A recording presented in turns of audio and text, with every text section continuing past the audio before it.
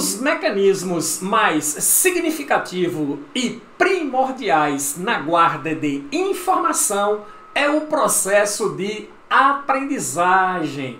Eu sou o professor Billy Paul, do canal de Ciências Biológicas e Autodesenvolvimento. E após a vinheta, Neurobiologia do Aprendizado, especialmente para você. Vamos lá?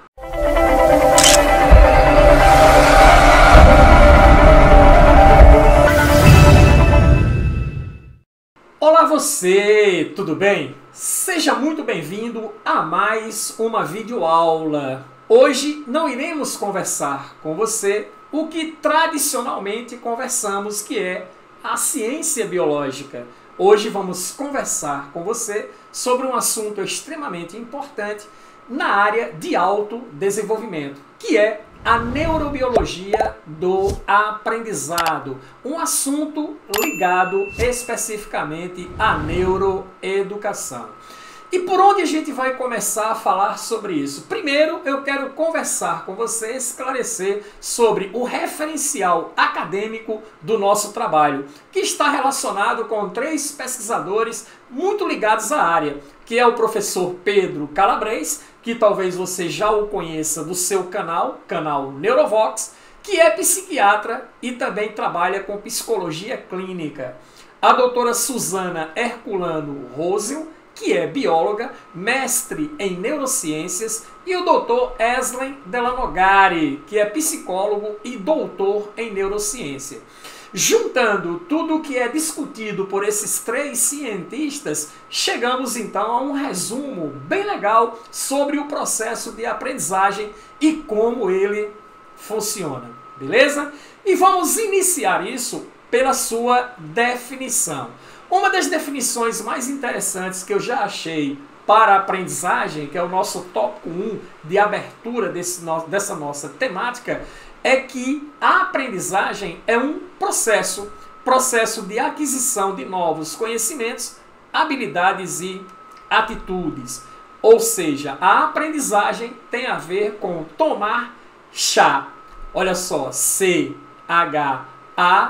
chá, conhecimentos, habilidades e atitudes. Beleza?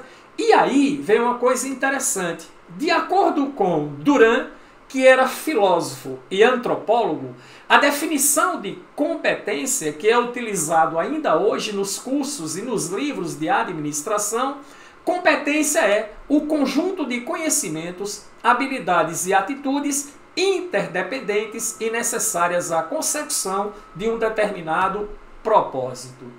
Então, quando você tem conhecimento em algo, o uso desse conhecimento te levou ao desenvolvimento de habilidades neste algo, então você é um indivíduo conscientemente competente neste algo. Mas aí vem um detalhe importante. Qual é? O conhecimento é a informação que faz sentido. Você recebe a informação recebida faz sentido para você, você guarda no seu córtex cerebral e essa informação passa a ser agora conhecimento. De posse dela, você desenvolve a habilidade é o saber fazer. Quando você sabe fazer algo, quando você é extremamente habilidoso na execução de uma determinada tarefa, você é habilidoso. E a atitude, que é o querer fazer. Conhecimento, informação que faz sentido, armazenada no seu córtex cerebral, a habilidade, saber fazer, e a atitude, querer fazer. De posse desse conceito, eu tenho uma pergunta importante para você. E qual é a pergunta? Ora, o que é mais significativo? O que é mais importante? É o conhecimento, a habilidade ou a atitude? Perceba que é a atitude, porque na atitude está o querer fazer. Tem gente que tem bom conhecimento, grande habilidade, mas ela não faz. Simplesmente não faz. Ela não faz bem feito, ela não faz com comprometimento, ela não faz com envolvimento porque não quer fazer. Quando não se tem o conhecimento e não se tem a habilidade, mas se tem a atitude, você vai buscar o conhecimento e vai traduzir esse conhecimento depois numa habilidade específica. Ok? Então, conhecimento, habilidade e atitude gera competência, mas o principal no processo significa a atitude.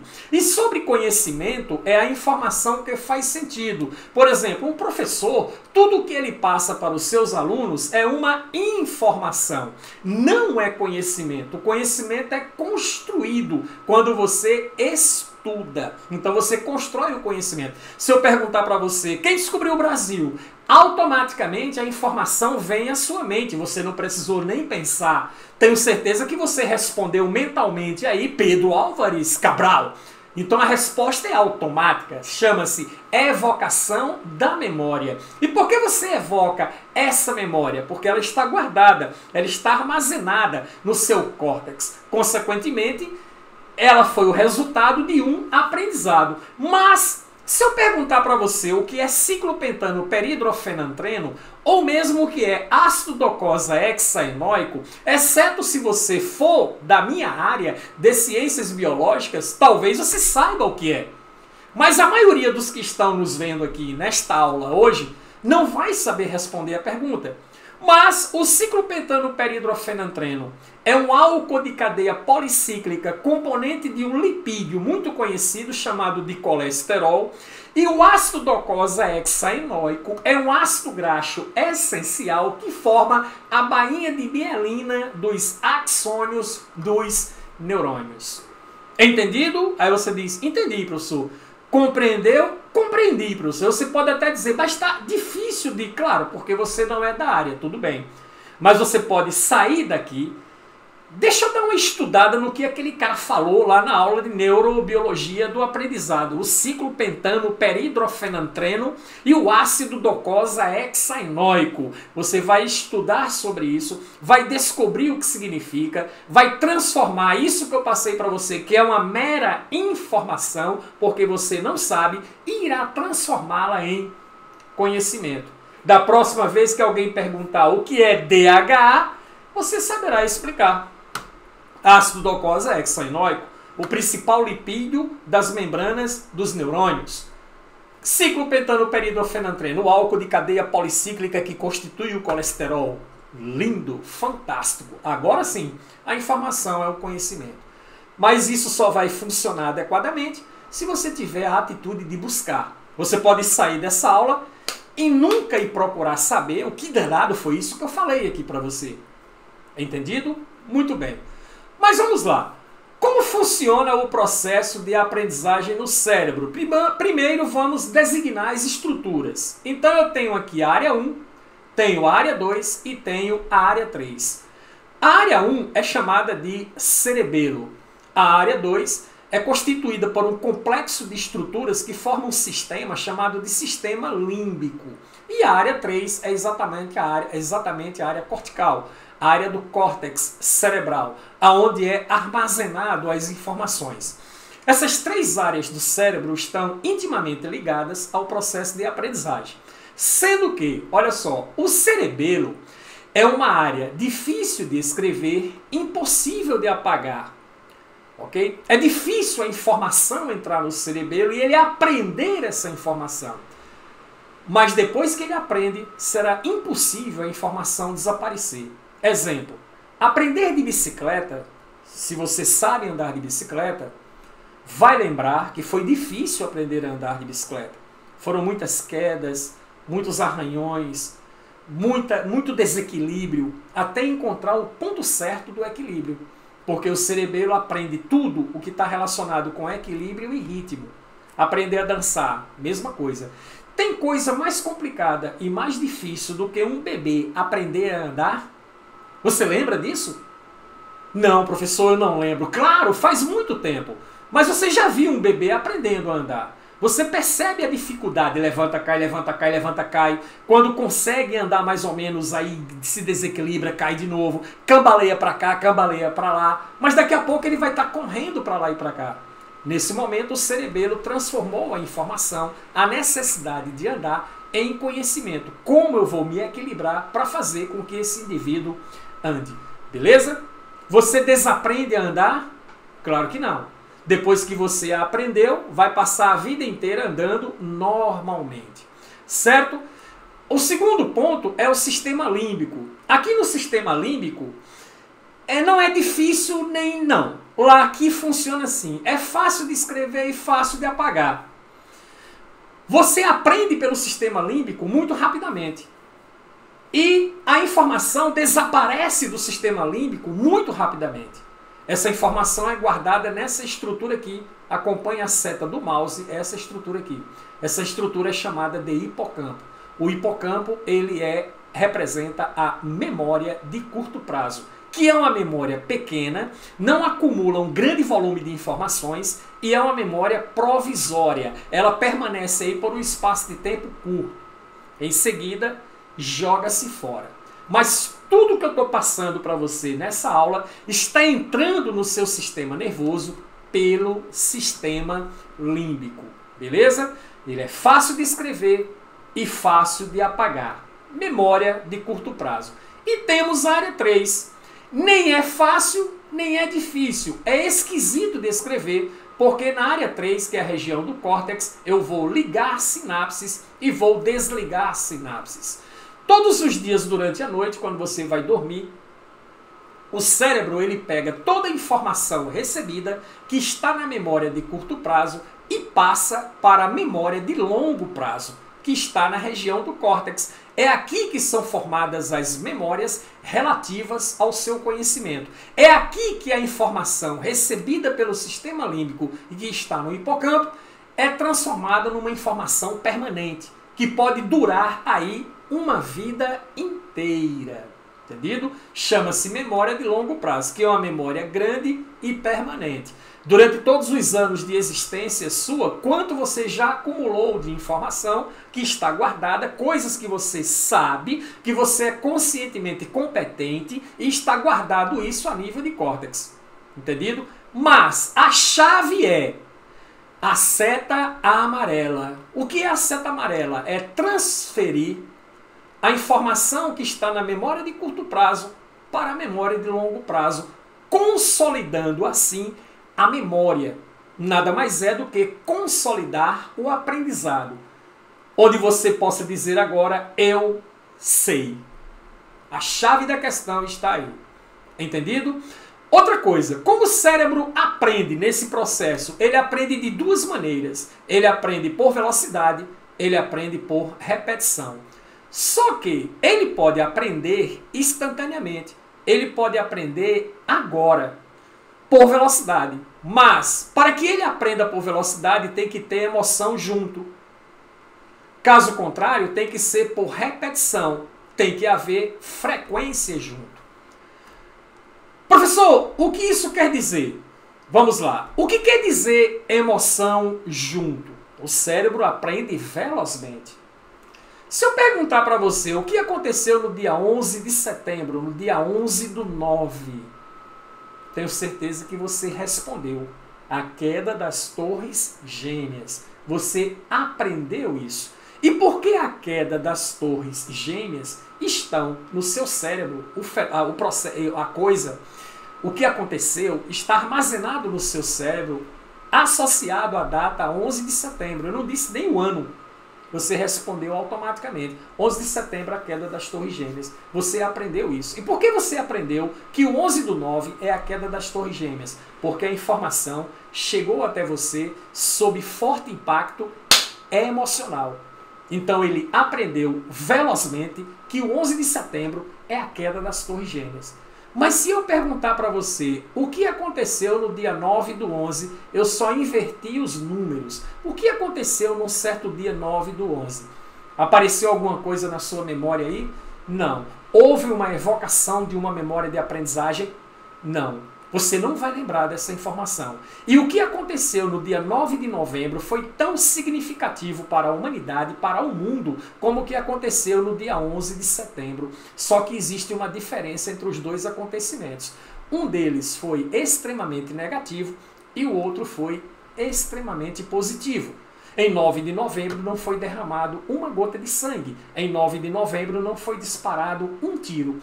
E o que foi que aconteceu no dia 9 de novembro, professor, de 1986? Foi a queda do Muro de Berlim. Eu tive a unificação da Alemanha, eu tive o princípio do final da Guerra Fria, que foram dois acontecimentos extremamente marcantes e que mudaram o mundo. Mas a diferença é positiva. O cérebro, ele é extremamente permeável à negatividade. Entendido? Ele aprende de modo emocional, tocado pelas emoções positivas ou negativas. Mas, principalmente, quando a informação é negativa. Entendido? Como se chama isso? Né? Vamos lá. Digamos que você goste muito de pizza. Você adora pizza. E aí alguém lhe convida para um sábado à noite comer uma pizza. Você diz, claro que eu vou, mas é claro que eu vou. E aí vocês marcaram um encontro numa pizzaria na sua cidade, né? Aquela pizzaria muito legal. Quando vocês entraram e sentiram o cheiro do ambiente, da comida, já começou a salivar, sentaram na mesa, chamou o garçom e escolheram o sabor da pizza. Eu não sei se acontece com você, a partir daí, todo garçom que passa por mim, eu penso que a comida é a minha. Beleza ou não?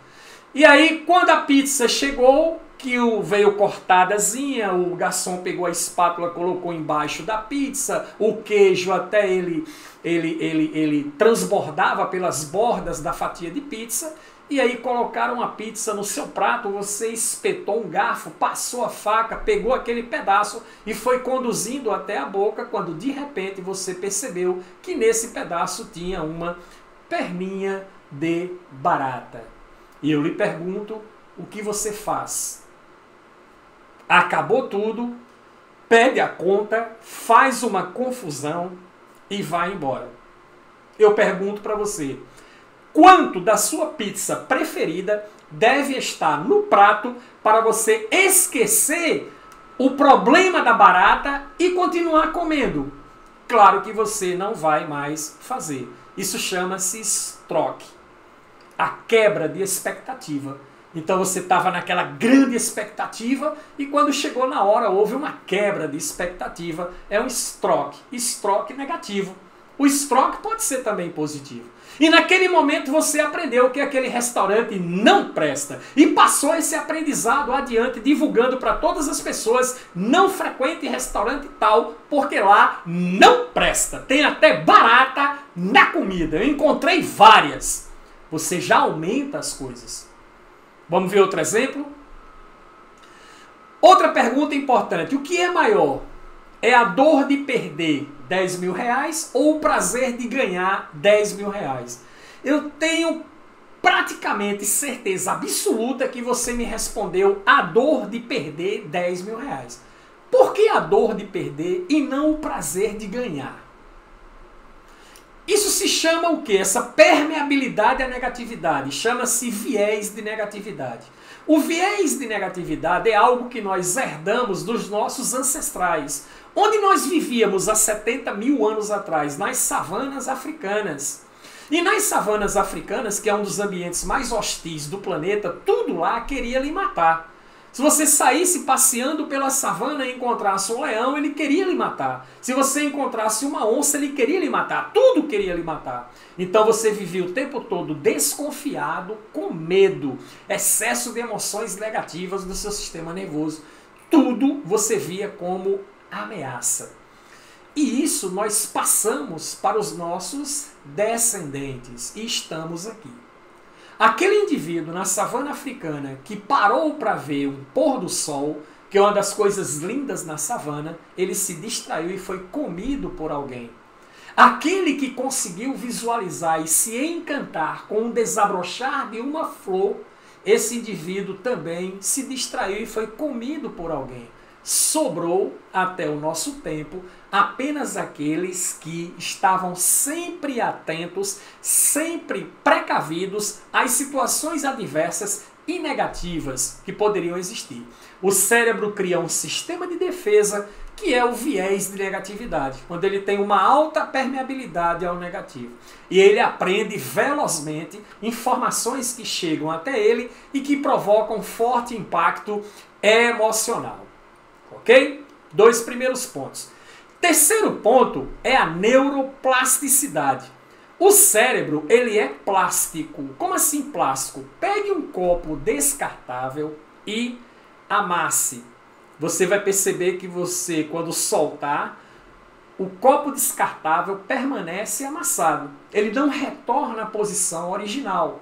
É diferente de uma liga de amarrar dinheiro. Você puxa a liga, ela estica, ela cede a pressão. Quando você solta, ela volta com formação original. Isso não acontece no cérebro. O cérebro, uma vez modificado, ele não volta, ok, à conjectura inicial, à conformação inicial. Isso chama-se neuroplasticidade.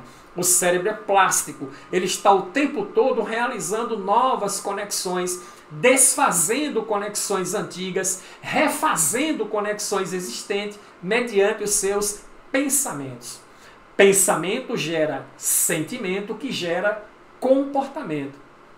Se você pensa como tal, se sente como tal e se comporta como tal. O inverso também é verdadeiro. Se você se comporta como tal, você se sente como tal e pensa como tal. Pensa no negativo, atrai o negativo, se comporta negativamente. Então isso tem a ver com a neuroplasticidade do cérebro. Neuroplasticidade e aprendizado, preste bem atenção. Olha só esse gráfico aqui. Primeiro, a mente que se abre a uma nova ideia jamais voltará ao seu tamanho original, disse Albert Einstein. Não é isso mesmo? Você não será o mesmo que você era quando iniciou a aula. Se você assistir a aula até o final, você vai sair daqui completamente diferente, com concepções completamente diferentes. Isso vai interferir na sua plasticidade cerebral, porque você aprendeu algo novo aqui hoje. Entendido? Mas vamos lá. A neuroplasticidade, ela funciona assim. Eu tenho aqui um gráfico.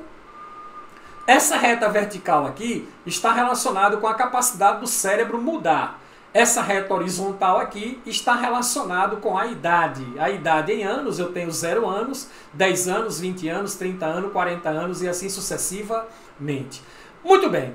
Se você considerar um indivíduo na fase infantil, digamos 2 anos, 3 anos, a neuroplasticidade dele é extremamente alta. Ele aprende com relativa facilidade. Um bebê, ele aprende muito velozmente, ele aprende muito rapidamente, porque ele nasce com o cérebro praticamente zerado e recebe um monte de estímulos. É estímulos de alguém que está mexendo com ele, é estímulos de cor, é estímulo de luz, é estímulo de palavras, as pessoas conversando com ele, mesmo, mas ele reage a todos esses estímulos, cara, e é uma quantidade de estímulos muito grande. E o cérebro dele está estabelecendo sinapses o tempo todo em altíssima neuroplasticidade. Mas à medida que a idade avança, a neuroplasticidade ela diminui. Beleza? E aí, o que acontece com o esforço? Essa linha aqui representa o esforço. O esforço ele é pequeno, ele é quase nada, lá na fase inicial 0 anos, e à medida que o tempo vai passando, o esforço ele vai ter que aumentar para que eu tenha o processo de aprendizado. Entendido? Então, a capacidade do cérebro mudar, a neuroplasticidade diminui com a idade e o esforço aumenta. Ok? Então veja só, quando se é mais jovem, eu tenho aprendizado com menos esforço. Ok? Eu tenho muito aprendizado, olha só, com esforço que? Mínimo. Mas à medida que a idade avança, o que é que vai acontecer? Eu vou ter aprendizado com mais esforço. Eu aprendo, claro, eu continuo aprendendo, beleza ou não? Mas o esforço agora vai ser bem maior. E aí o dado importante, onde essas linhas se cruzam? Essas linhas se cruzam aqui, olha só, por volta dos 25 anos de idade, beleza?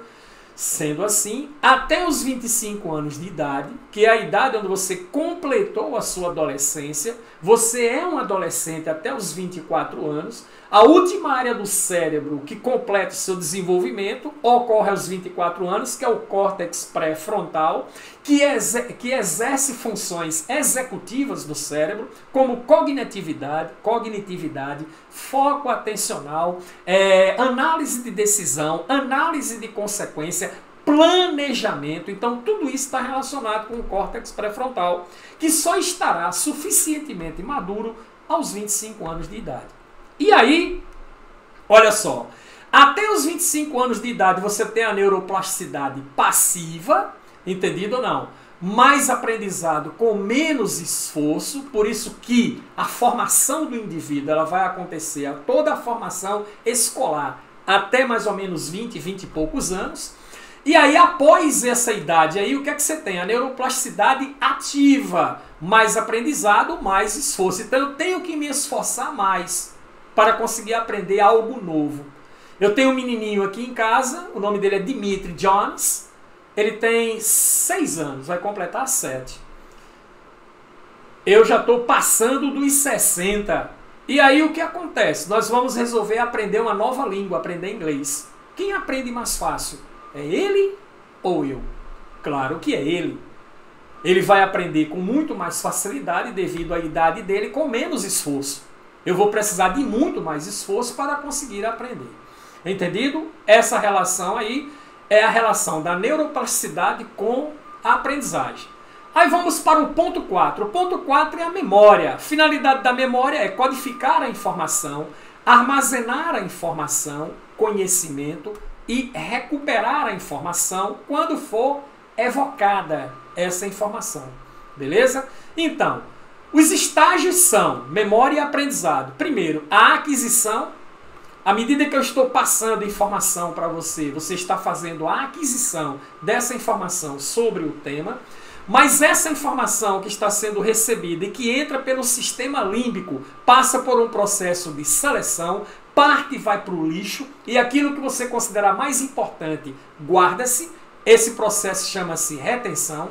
Então, olha só, seleciona, retém na memória de curto prazo e faz-se a consolidação, a seta amarela, a transferência da informação que está na memória de curto prazo para a memória de longo prazo, chama-se consolidação. Consolidou, eu tenho a evocação da memória ou o esquecimento. Eu posso esquecer daqui a algum tempo por falta de uso. Por falta de uso, a conexão sináptica enfraquece. Consequentemente, ela se desfaz. Você esqueceu. E existem informações que estão guardadas aí que vão durar uma vida inteira. Certo ou não? Você nunca vai esquecer o seu conhecimento tácito, aquilo que você é conscientemente competente. Entendido? Então essa é a dinâmica do processo de memória com relação ao aprendizado. E como é que você divide a memória? Você divide a memória em memória semântica e memória episódica. O que é a memória semântica? A memória semântica são os seus conhecimentos, é a sua formação, é os cursos que você fez, é aquilo que hoje é chamado de soft skill. Então, soft skill é aquilo que você sabe, é a sua pós-graduação, é a palestra que você assistiu, é a aula de neurobiologia do aprendizado que você está vendo aqui conosco. Então tudo isso vai compor a sua memória semântica. Mas existe também a memória episódica, ok? Que refere-se às suas experiências, às experiências de vida que você tem. Professor, qual a diferença entre a memória semântica e a memória episódica? A memória semântica não tem conteúdo emocional. A informação não tem conteúdo emocional. Mas a memória episódica tem conteúdo emocional positivo, conteúdo emocional negativo. É o que o doutor Augusto Cury denomina de janelas de memória. Janelas neutras compõem a memória semântica. As janelas light e as janelas killer compõem a sua memória episódica. Tem as suas experiências positivas e experiências negativas. Quando abre as janelas das experiências positivas, você se sente feliz. Quando abre as janelas das experiências negativas, você entristece. São as janelas killer, porque elas destroem, elas matam as suas emoções. Eu tenho aulas aqui no canal, nessa playlist onde está essa aula, que é a playlist Vida Educa, sobre inteligência emocional. E eu falo sobre inteligência emocional de Goleman, eu falo sobre inteligência emocional de Augusto Cury, eu falo sobre a teoria das múltiplas inteligências de Howard Gardner, eu falo sobre todos esses processos de inteligência. Dá uma passadinha lá, vale a pena. E aí, a memória semântica junto com a memória episódica forma a memória declarativa, que expressa de modo consciente, quando você pensa nessas memórias, elas vêm, elas são evocadas para você mesmo, são as lembranças, ou através da linguagem, quando você transfere isso para outras pessoas. Eu estou aqui transferindo para você um conhecimento tácito, uma memória semântica. Essa informação que eu estou passando não tem conteúdo emocional, mas eu estou transferindo para você através da linguagem.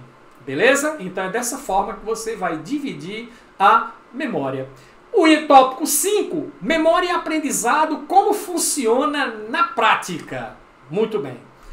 Primeiro vamos entender a diferença entre aluno e estudante. O que é o aluno? O aluno é aquele cara que assiste aula. O que é assistir aula? É um processo coletivo e passivo. Você está aí, você ou vocês, quem estiver assistindo, estão aí, assistindo aula coletivamente. Eu tenho muitas pessoas assistindo a aula agora aqui, de forma passiva. Mas o estudante é aquele que estuda. Assistir aula é coletivo e passivo, estudar é solitário e ativo.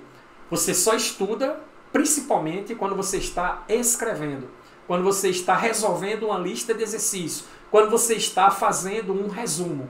E estudar é um processo solitário, ativo porque você está em atividade. Você está, nesse momento, transformando a informação em conhecimento. O professor passa conhecimento para o aluno dele? Não. Tudo que ele passa para o aluno dele é informação. O aluno recebe a informação e vai estudar. Transforma a informação em conhecimento.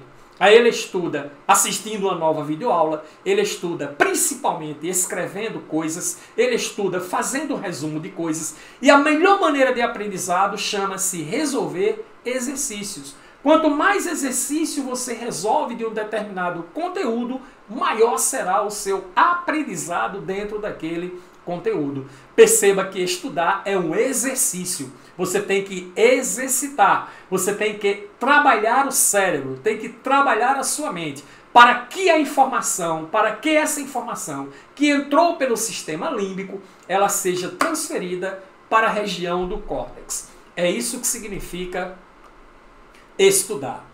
Beleza? O professor chegou na sala de aula e disse assim para o aluno: olha só, pare de dizer que aranha é aracnídeo. Aranha não é aracnídeo. Aliás, pare de dizer que aranha é inseto. Aranha não é inseto. Aranha é um aracnídeo. Aracnídeos têm 8 patas. Os insetos têm 6. Essa foi a informação que o professor de biologia passou para o aluno. O aluno, antes de dormir, chegou em casa, pegou uma folha de papel, desenhou esse bichinho aqui.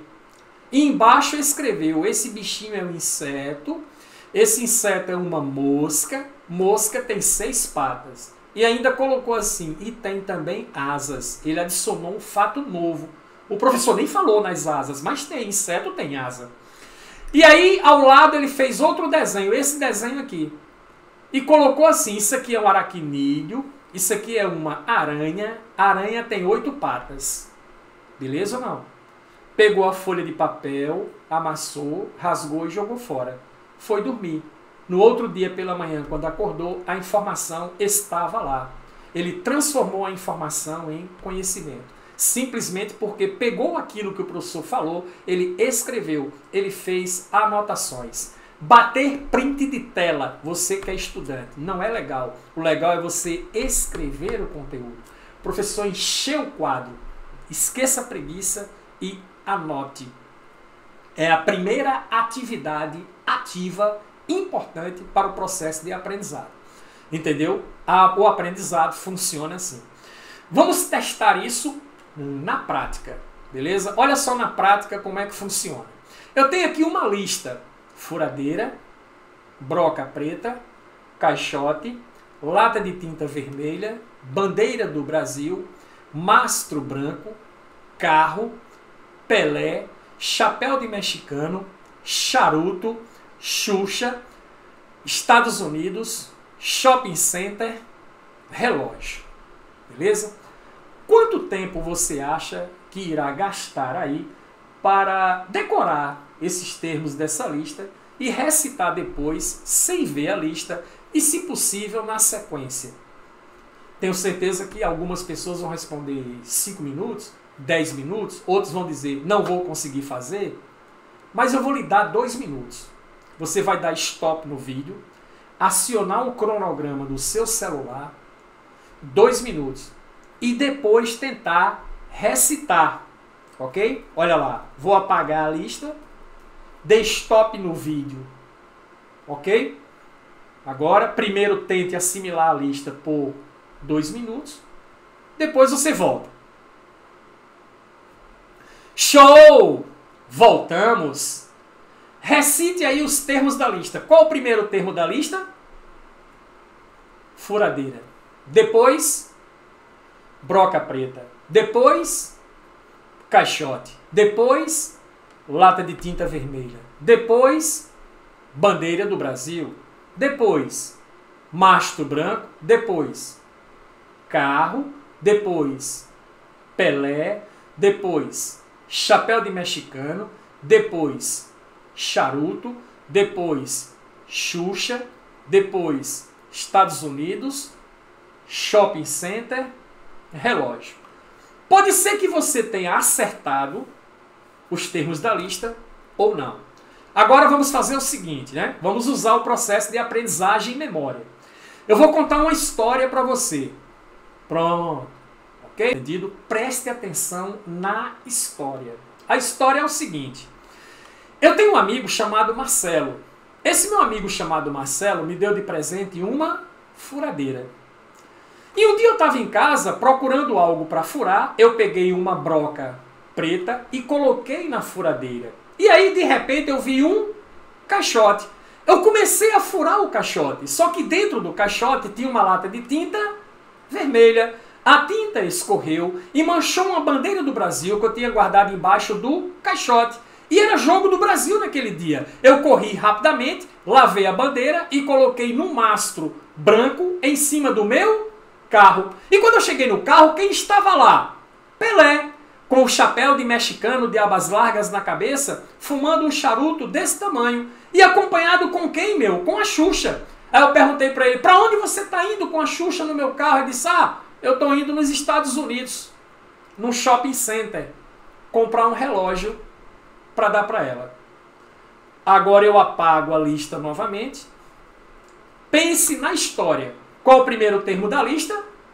Furadeira. Depois, isso, broca preta. Depois, isso, caixote. Depois, isso, lata de tinta vermelha. Depois, bandeira do Brasil. Depois, mastro branco. Depois, isso, carro. Depois, Pelé. Depois, chapéu de mexicano. Depois, charuto. Depois, Xuxa. Depois, Estados Unidos. Isso, shopping center. Isso, relógio.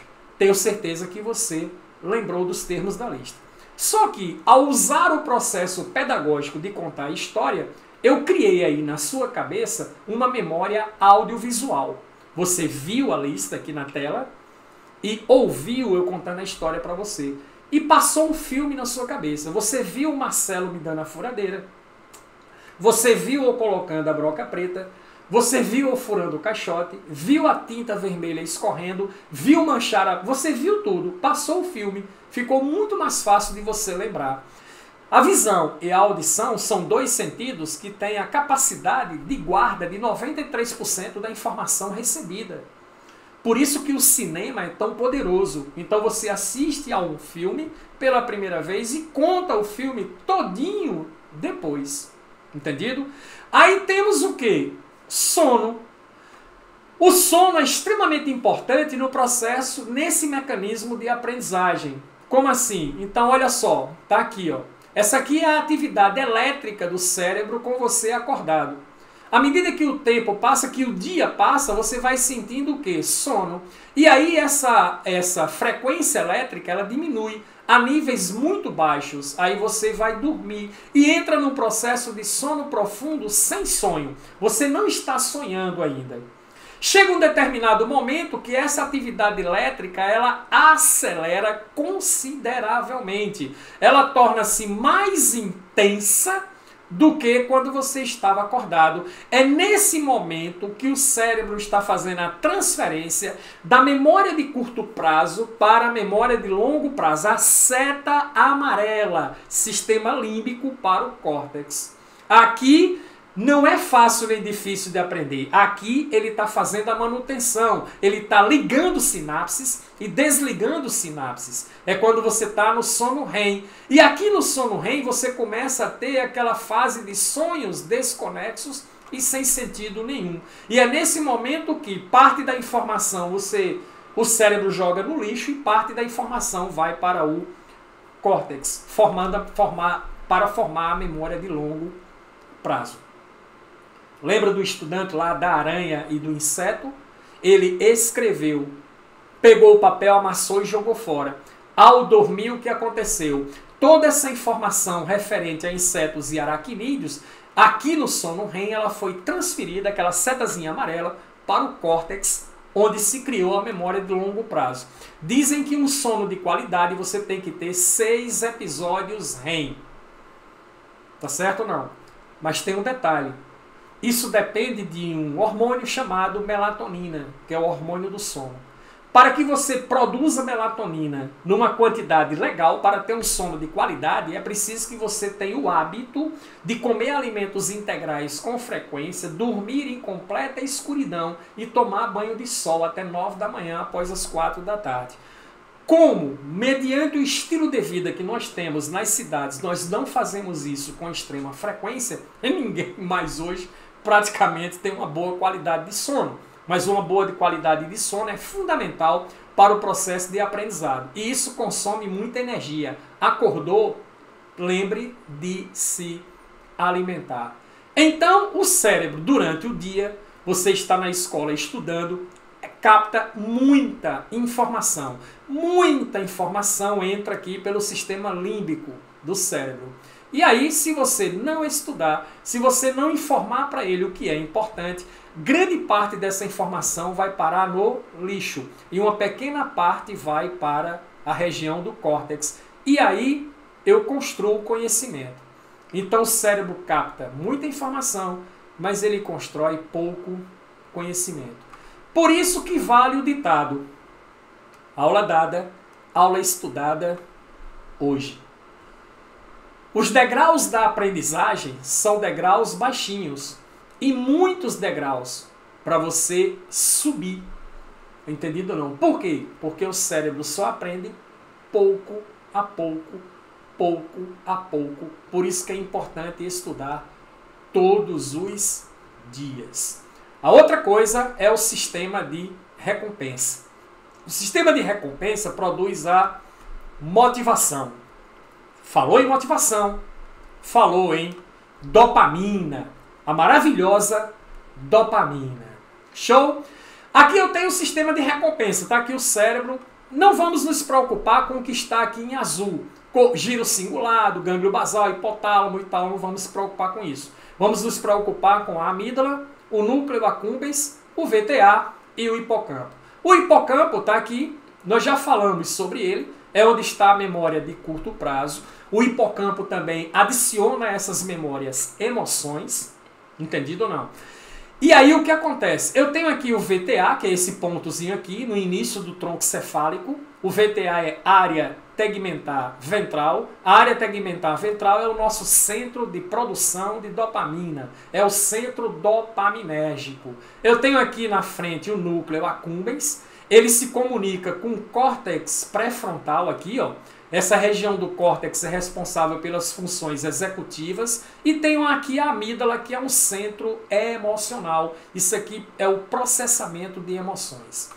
Então, o hipocampo, que é a memória, a área tegmentar ventral, que é o centro produtor de dopamina, o núcleo accumbens, ele processa a informação dopaminérgica, manda para o córtex pré-frontal para ele tomar a decisão, e a amígdala, que é o centro emocional. As decisões aí são baseadas nas emoções.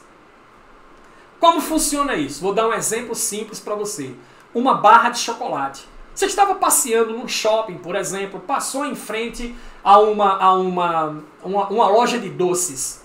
E aí vem um pensamento na sua cabeça. Que tal a gente entrar aí e comprar uma barra de chocolate? Nesse momento, o que aconteceu? A experiência prazerosa, ou a memória da experiência prazerosa que está no hipocampo, ativou a área tegmentar ventral, que vai produzir o quê? dopamina. Essa dopamina será liberada pelas fibras dopaminérgicas. E aí se distribui pelo cérebro para o núcleo accumbens e para a amígdala. O núcleo accumbens, então, consequentemente, processa a informação e manda para o córtex pré-frontal. E o córtex pré-frontal decide: vamos comprar a barra de chocolate? Não vamos comprar a barra de chocolate. Entendido? Certo? E aí, a informação de prazer é armazenada no hipocampo para ele lembrar você que isso dá prazer e da próxima vez que você passar na loja de doce, você compra a barra de chocolate de novo. Então o processo funciona assim.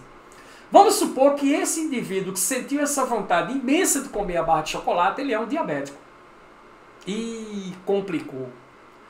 Porque quando as fibras dopaminérgicas, ok, atingirem o núcleo accumbens, que a informação chegar no córtex pré-frontal, o cara das decisões, ele vai dizer: ei, você não pode comer isso, você sabe disso, você é diabético, você vai comer uma barra de chocolate dessa, você vai ter um piripaque, vai morrer aqui. E aí ele tem que tomar a decisão, compra ou não compra. E ele decide não comprar. E resolveu comer uma maçã. Professor, mas não é a mesma coisa. E aí? Ele vai em busca do prazer ou não? E aí um menino na sala de aula, que não tem um córtex pré-frontal muito desenvolvido, não maduro, as decisões, a maioria que ele toma é relacionada ao prazer. E o que é que dá mais prazer a esse menino? Ele quer prazer imediato, constante e contínuo. Prazer imediato, constante e contínuo. O que é que dá prazer imediato, constante e contínuo? Celular. Contínuo, celular. Então o que é que ele faz? Em vez de assistir aula, ele está no celular. Porque o celular é altamente dopaminérgico. Libera dopamina. Dopamina, quando bate na amígdala cerebral dele, centro emocional, ele se entrega ao prazer. A informação chega ao córtex pré-frontal. Entendido ou não? Certo? Eu tenho duas vias dopaminérgicas. A via dopaminérgica mesolímbica e a via dopaminérgica mesocortical. A via dopaminérgica mesolímbica ativa a amígdala cerebral. A via dopaminérgica mesocortical ativa o córtex pré-frontal. Ele responde mais a quem? Ele responde mais à amígdala cerebral.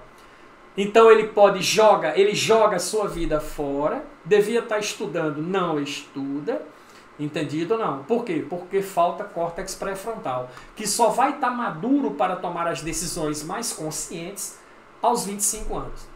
Claro, não significa dizer que todos os alunos se comportem assim.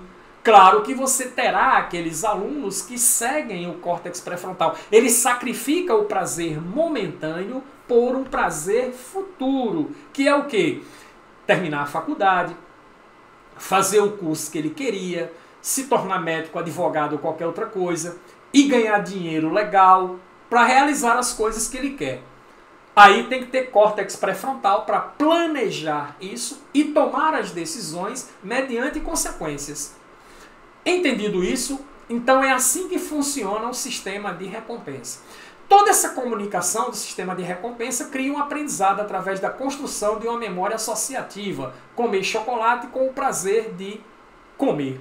Isso produz o quê? Motivação, seja a atividade inerentemente prazerosa ou não. E a motivação tem a ver com a dopamina.